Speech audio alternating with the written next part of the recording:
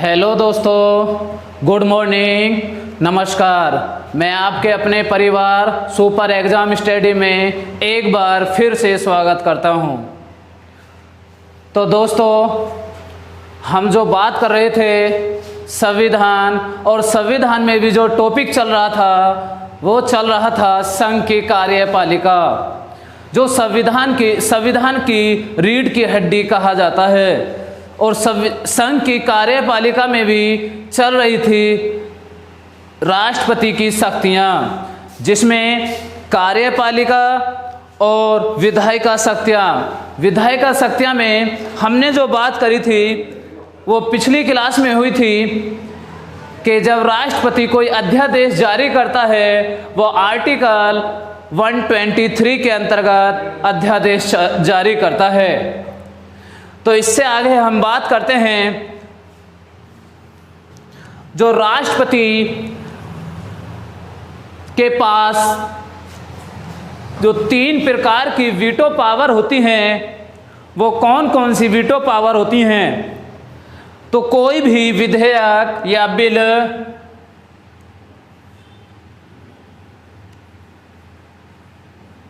कोई भी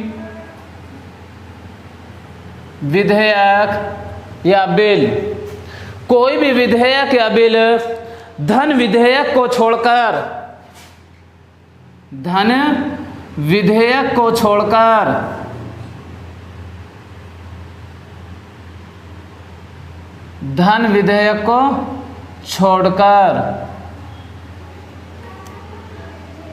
कोई भी विधेयक या बिल जो धन विधेयक को छोड़कर वीटो पावर यूज कर सकते हैं, वो राष्ट्रपति 3 प्रकार की वीटो का प्रयोग कर सकते हैं। अब वो 3 प्रकार की वीटो कौन कौन सी है तो हम बात करते हैं। सबसे पहले आता है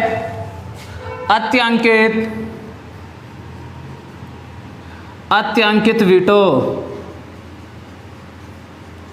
कौन सा?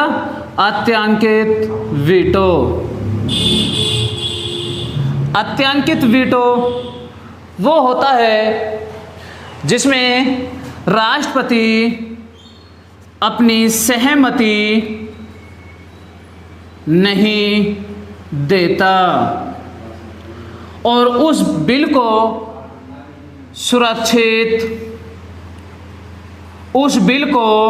सुरक्षित अपने पास रख लेता है।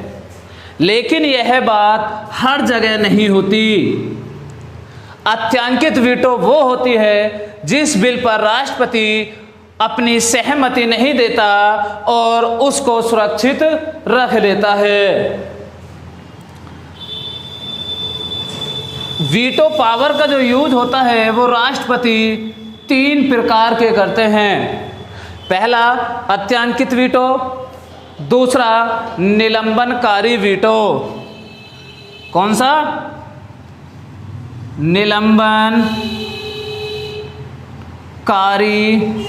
वीटो।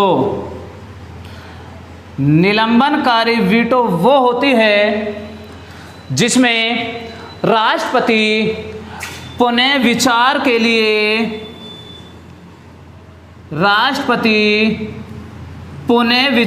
लिए बिल को वापस भेजता है। जब कोई भी बिल लोकसभा और राज्यसभा से पारित होकर आता है राष्ट्रपति के पास, और वह बिल पर राष्ट्रपति उसको बहुत अच्छे तरीके से उसे पढ़कर उसे लगता है कि इसमें कुछ सुझाव कराने की आवश्यकता है, तो उसमें सुझाव कराने के लिए उस बिल को राष्ट्रपति पुनः विचार कर लौटा देता है।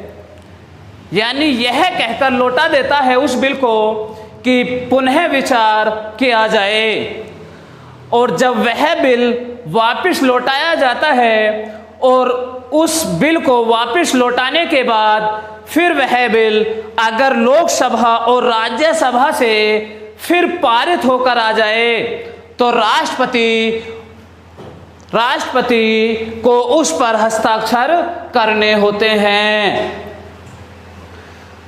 तो पहला होता है अत्यांकित वीटो, दूसरा होता है निलंबनकारी वीटो, और तीसरा होता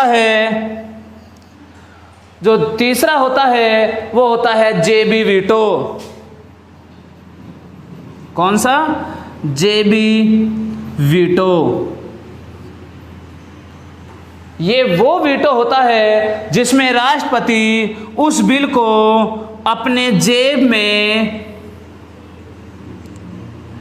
रखकर भूल जाता है।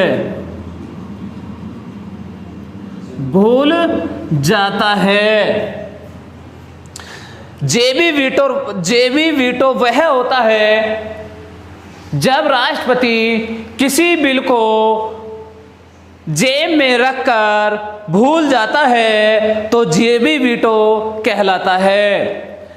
इस वीटो का प्रयोग अभी तक 1986 में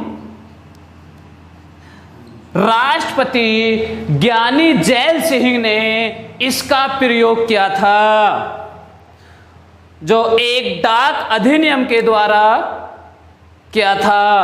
वह जो जेबी वीटो का प्रयोग किया था वह डाक अधिनियम से आधारित था। तो जेबी वीटो का प्रयोग अभी तक ज्ञानी जैल सिंह ने 1986 में किया था। तो समझ में आया होगा कि 3 प्रकार की वीटो होती हैं: अत्यांकित वीटो, निलंबनकारी वीटो और जेबी वीटो। इसके बाद आगे चलते हैं। किसी स्टूडेंट को स्क्रीनशॉट लेना हो तो जल्दी लो, फिर इससे आगे चलते हैं। ले लिया होगा?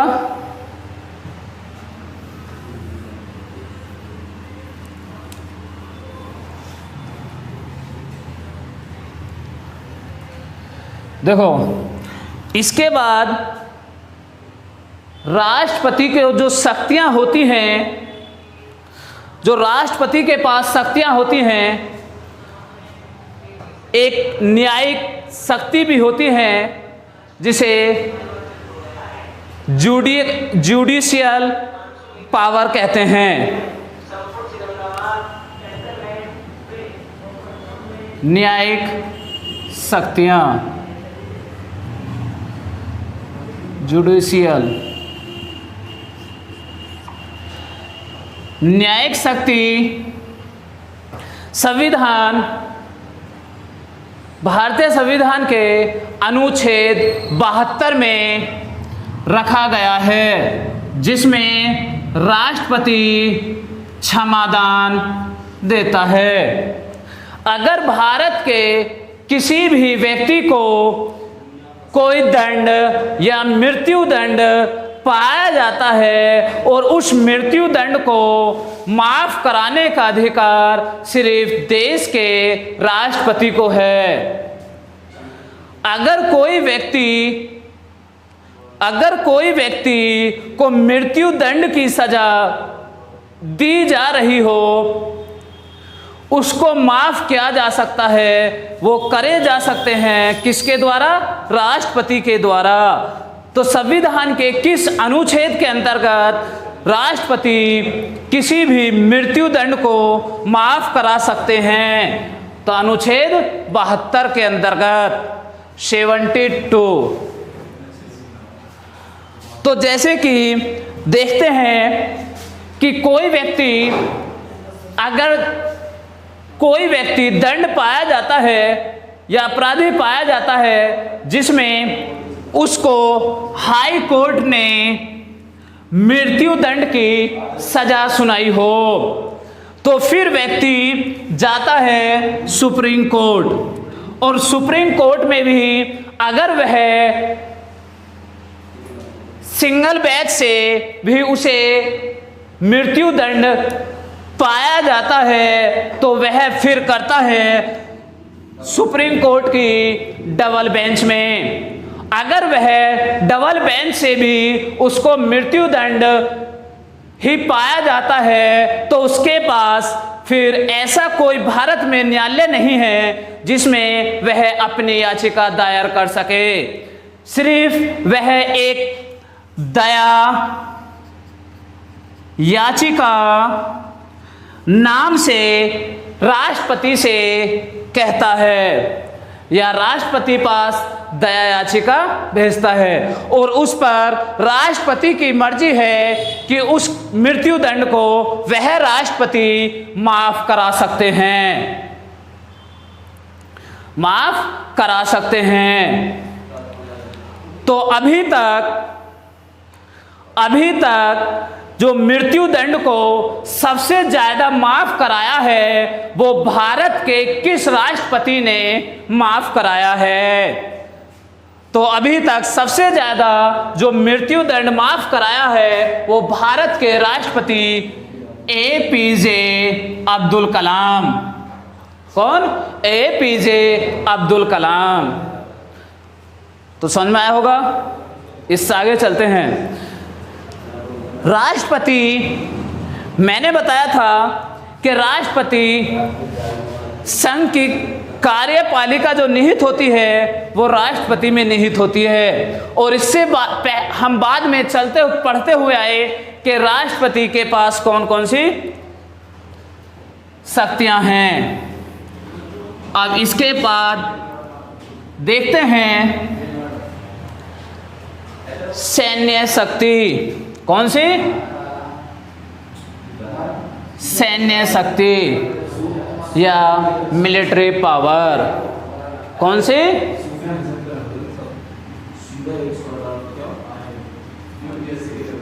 Military power. सैन्य शक्ति यानी सैन्य शक्ति वो है जैसे कि हम कह सकते हैं सभी रक्षा दल, सभी रक्षा दल, इसमें सभी रक्षा दल का सर्वोच्च कमांडर होता है वो देश का राष्ट्रपति होता है। सैन्य शक्ति जो जिसके पास सैन्य शक्ति प्राप्त है वो राष्ट्रपति है। सैन्य शक्ति में सभी रक्षा दल जिसका सर्वोच्च कमांडर कौन होता है? राष्ट्रपति। कौन होता है? राष्ट्रपति। ये सभी रक्षा दल, ये रक्षा दल जो होती हैं कितनी होती हैं? 3 होती हैं, जिसमें से एक होती है थल सेना, दूसरी होती है नौसेना जिसको बोलते हैं जल सेना, तीसरी होती है वायुसेना। और इन तीनों सेनाओं के प्रमुख की जो नियुक्ति करता है वो भी कौन करता है? राष्ट्रपति नियुक्ति करता है। तीनों सेनाओं के अध्यक्ष या प्रमुख की नियुक्ति कौन करता है? राष्ट्रपति करता है। बात समझ में आई होगी। उतारो, जल्दी नोट करो, कोई भी कहीं से पॉइंट छोड़ना मत, बराबर लिखते चलना।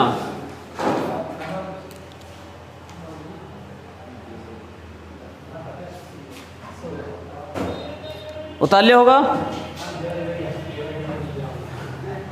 इससे आगे चलें।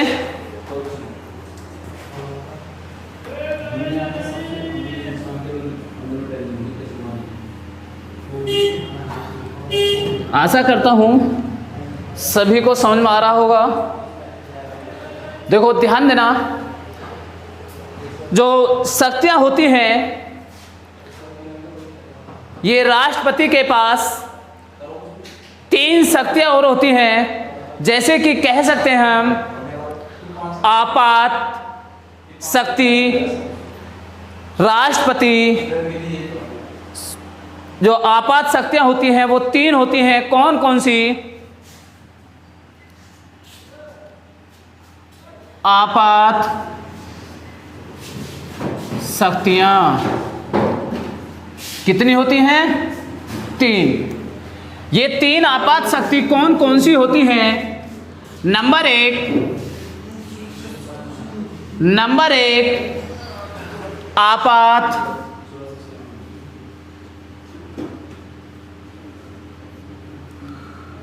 शक्ति। नंबर 2 राष्ट्रपति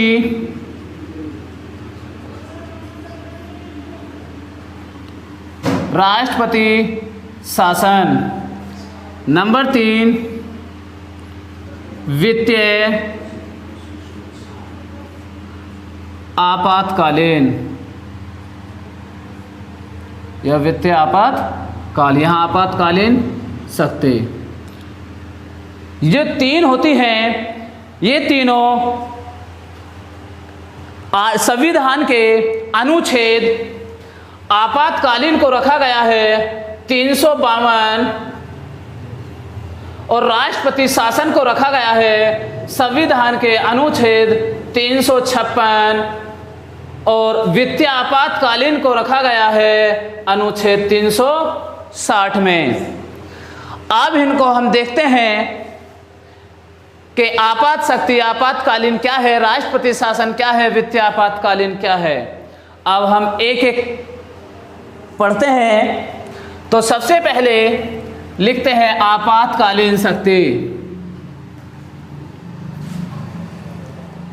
आपातकालीन शक्ति, ये जो आपातकालीन शक्ति है या राष्ट्रीय आपात, जो मैंने लिखवाया था राष्ट्र आपातकालीन शक्ति, तो जो आर्टिकल 352 में है कह सकते हैं राष्ट्रीय आपात।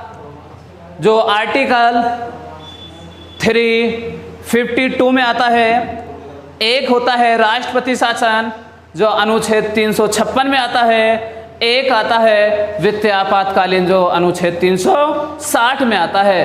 अब हम इनको एक एक करके देखते हैं। तो pहले आता है राष्ट्रीय आपात, जो आर्टिकल 352 अनुच्छेद 352 में आता है। राष्ट्रीय आपातकाल कब लगाया जाता है? जब किसी देश के साथ युद्ध हो जाए या कोई बाहरी देश आक्रमण कर दे, यानी कोई दूसरा देश हमारे देश पर आक्रमण कर दे, और या तीसरा होता है सशस्त्र विद्रोह। क्या? सशस्त्र विद्रोह। सशस्त्र विद्रोह जब किसी देश के साथ युद्ध हो जाए या कोई दूसरा देश आक्रमण कर दे या कोई सशस्त्र विद्रोह, यानी कोई भारतीय जनता हथियारों समेत पूरे देश में हमला कर दे। इसमें यह राष्ट्रीय आपातकालीन में ही आता है। अगर हम इसे देखते हैं, राष्ट्रपति जो आपातकाल की घोषणा करता है, राष्ट्रीय आपातकाल की जो घोषणा करता है वो कैबिनेट के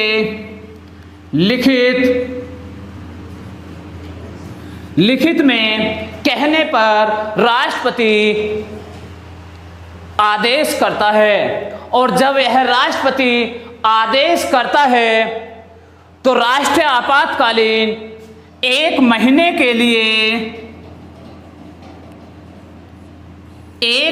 के लिए ही लागू होता है। उस एक महीने के भीतर संसद से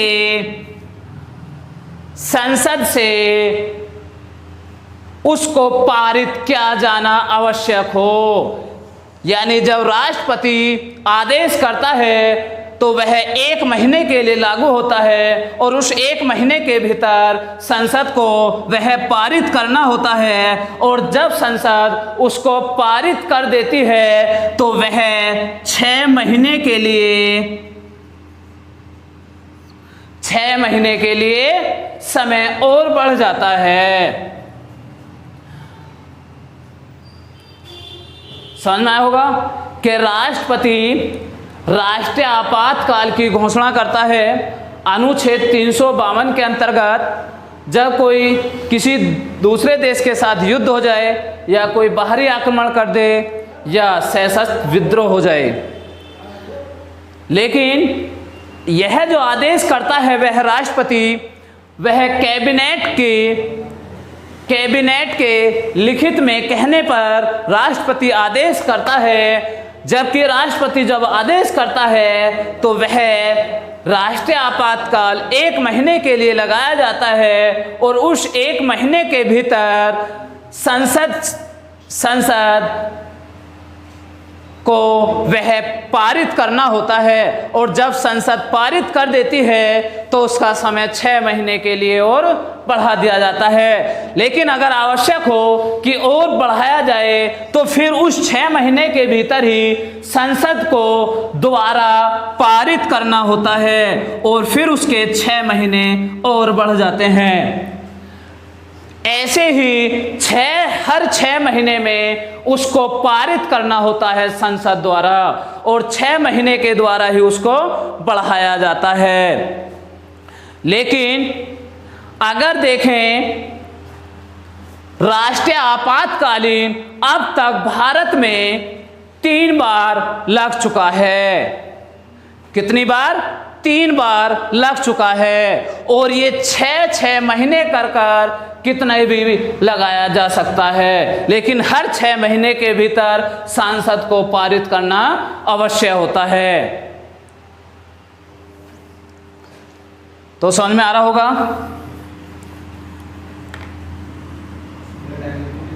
ध्यान देना,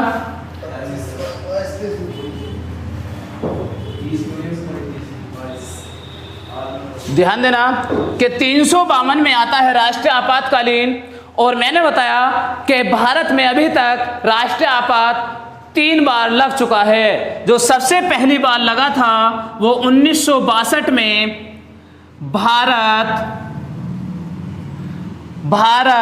व चीन के बीच युद्ध हुआ था, तब लगा था। दूसरा जो लगा था वो 1971 में भारत और पाकिस्तान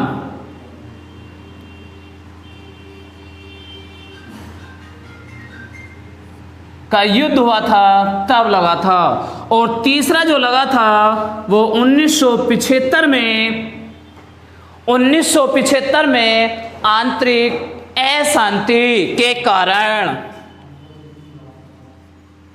क्या? आंतरिक अशांति के कारण। अब ये कहोगे कि सर आपने तो एक आंतरिक अशांति कहीं बताया नहीं था। मैंने 3 बताए थे, युद्ध, बाहरी आक्रमण और सशस्त्र विद्रोह। 1900 जब देश आज़ाद हुआ, 1950 में जब देश लागू हुआ था, तो उस समय उसके बाद 1975 में उस शब्द का दुरुपयोग करके सशस्त्र विद्रोह का शब्द का दुरुपयोग किया गया। आंतरिक अशांति शब्द का दुरुपयोग किया गया, जिसमें संविधान के 44वें संशोधन 1944 में संशोधन 1978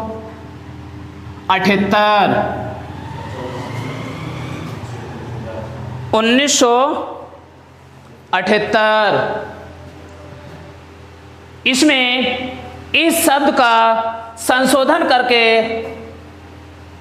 इस शब्द का संशोधन करके सशस्त्र विद्रोह शब्द जोड़ा गया था। सशस्त्र विद्रोह शब्द जोड़ा गया था। अब बात करें कि जब भारत और चीन के बीच पहला राष्ट्रीय आपातकालीन लगा था, उस समय भारत के राष्ट्रपति कौन थे? तो भारत के उस समय राष्ट्रपति doctor Sarvepalli Radhakrishnan.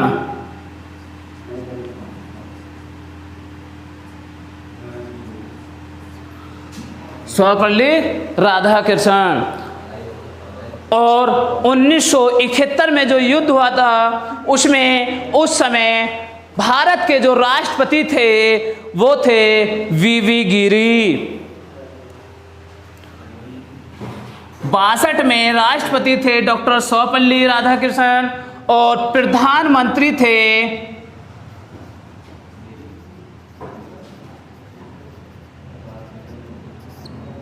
President doctor Sarvepalli Radhakrishnan और प्रधानमंत्री प्राइम मिनिस्टर जो थे वो इस समय थे प्राइम मिनिस्टर पंडित जवाहरलाल नेहरू।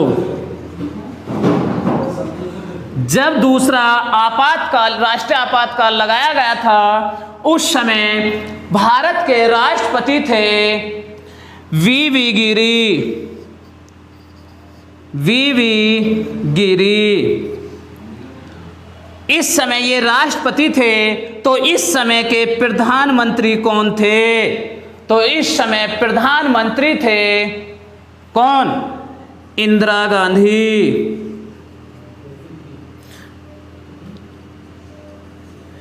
इस समय कौन प्रधानमंत्री थी? इंदिरा गांधी। जब 1971 में भारत और पाकिस्तान के बीच युद्ध हुआ था, तो उस समय प्रधानमंत्री कौन थी? इंदिरा गांधी। अब बात करें 1975 में। 1975 में जो राष्ट्रपति थे, उस समय राष्ट्रपति प्रेसिडेंट, उस समय राष्ट्रपति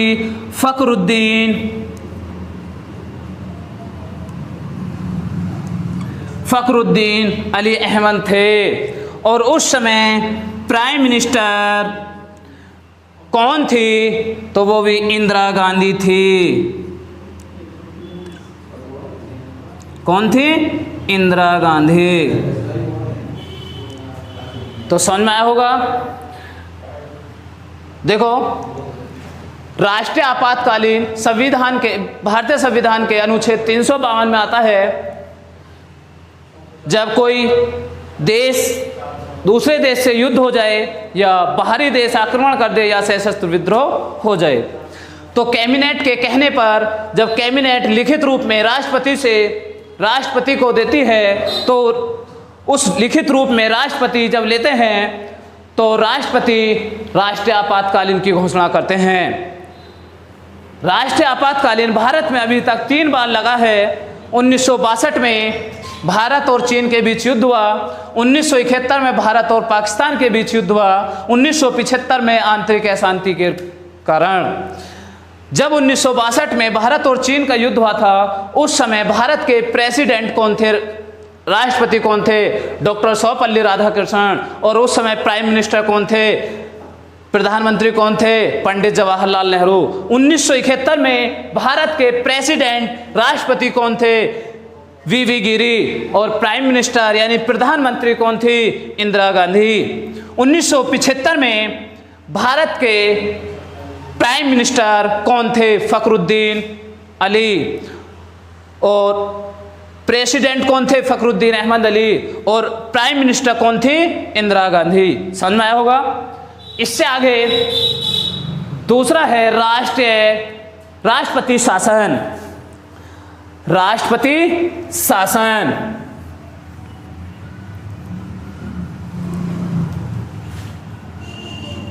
तो ध्यान देना, राष्ट्रपति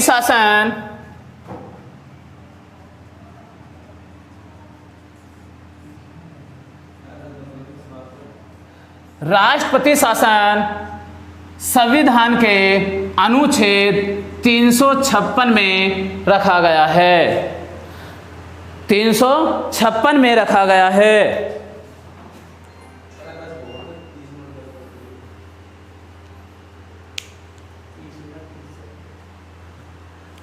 तो अब इससे आगे राष्ट्रपति शासन और फिर इससे आगे होगा वित्तीय आपातकाल।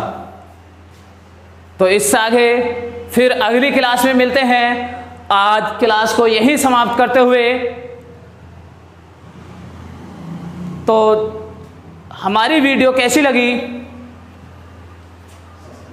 लाइक करें, अगर वीडियो अच्छी लगी हो तो शेयर करें, और जो आज साथी नए जुड़े हैं वो साथी हमारे चैनल को सब्सक्राइब करें और बेल आइकन की घंटी को दबाएं ताकि हमारी हर वीडियो का नोटिफिकेशन आप तक समय समय पर आसानी से पहुंचता रहे। तो फिर मिलते हैं अगली वीडियो में, तब तक के लिए नमस्कार।